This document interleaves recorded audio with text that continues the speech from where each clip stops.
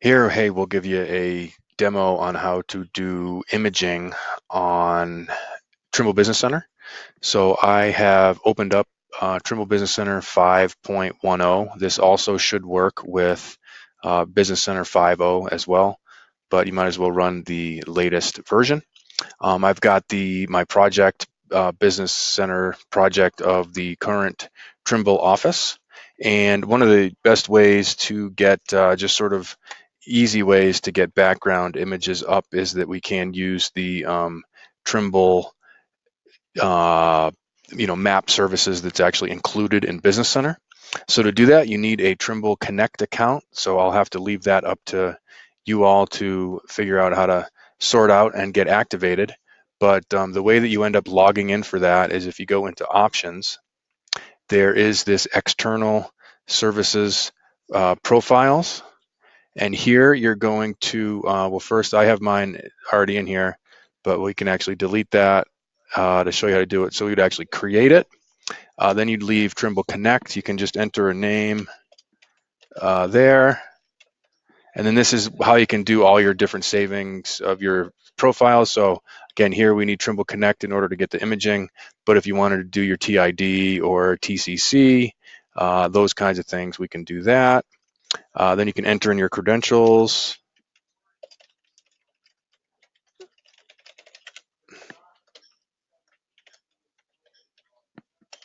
And then this will just save it. And then sometimes it's just nice to run the test. Hopefully it says, so yeah, now I'm sort of signed in. So once you're all signed in, it's pretty easy to get things going. So I'm signed into Trimble Connect, and then at the very bottom, they have this little map tile next to the distance units where you can just tap that, and then that'll show you that you're signing into Trimble Connect, and it will just sort of load a tiled version of a digital globe satellite imagery in there. And if you wanted to change the type, there's two types of things that you can put as a background. Over in your Project Explorer, if you right click on that and then just hit properties, it's going to bring up the properties of your project. And then here they have this background map, and you can shut your image off and on that way as well. And then you can also set it to Trimble Map View, which I believe is going to be the OpenStreetMap background. So that's just going to give you sort of a street map type background. So for this instance, it's probably more useful to set it to be a sort of an aerial photo. And notice I have all my line work. I can turn off and on my line work in the View Filter Manager there. And then also my surfaces, I'm going to actually shut off the surface, just make things a little cleaner. And when you're actually ready to produce a geo-referenced image, you kind of get your screen as you want it. And then in the CAD tab, there is this sort of images little tab there. And then as far as I know, you can just hit capture and you get your screen set the way that you want it. You can set your resolution here for whatever you want to have. So I'll actually set this to very high. If you did go ahead and make a plot box, which I don't even really know how that works, but I assume that's if you're actually making something for the map. That's how you would do it. But I'm going to leave the plot box set to none. I already created one previously, but I will actually just go ahead and do a new one. I can change the file name to whatever I want. It's going to be your project name, and then I'll just call this high res, and I will hit apply. It's going to take a minute to kind of calculate, and all this does is it puts a image into your project folder in a new snapshots folder. So to find where the images go, by default, that's going to be in your documents folder, then in Trimble Business Center, and then this is my TWCO, is my name of my Business Center project. So if I just open that up, there I am with snapshots, and then now you can see I have a couple different files. So I actually have the JPEG image, so I'll pop that open. And you can see there is my actual image in a plain old photo editor. And then also this gives you the world file. There's that JGW. So if I pop that open, you can see this is just basically a series of numbers. So where this is going to be the pixel dimensions, these are rotation factors, lines 2 and 3.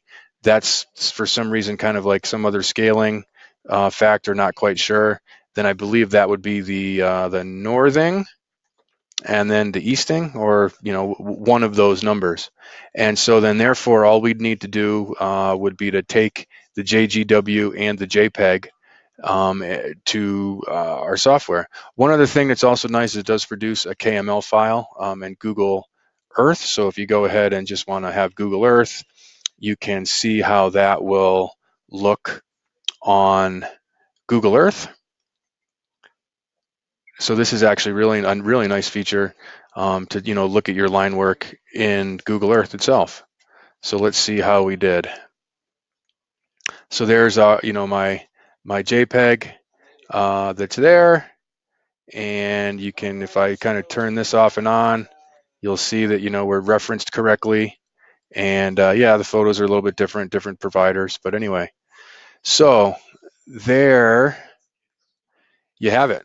Sort of the short summary is you got to get yourself a Trimble Connect account. You go into options, you do your external services profile, you log into Trimble Connect. Then all you really have to do at that point is toggle your background map on by this button at the very bottom. And if you wanted to change that from a aerial photo over to more of a map view, you back in your Project Explorer, you can right click, hit properties, and change your, just a Trimble map view. There's also, this is your opacity setting there if you wanted to change that. But once you have things looking the way that you want, you go to the images pane of the CAD tab and just hit capture. Then set your settings, name your file, your resolution, and then just hit apply, and that'll create your image and your world file. And then also just one last little thing is you do have the option when you go to select your file name, by tapping that box, you can pick any of one of the formats. So this should be pretty good for testing or getting the same image in various formats, so we can see how things go. And there you have it.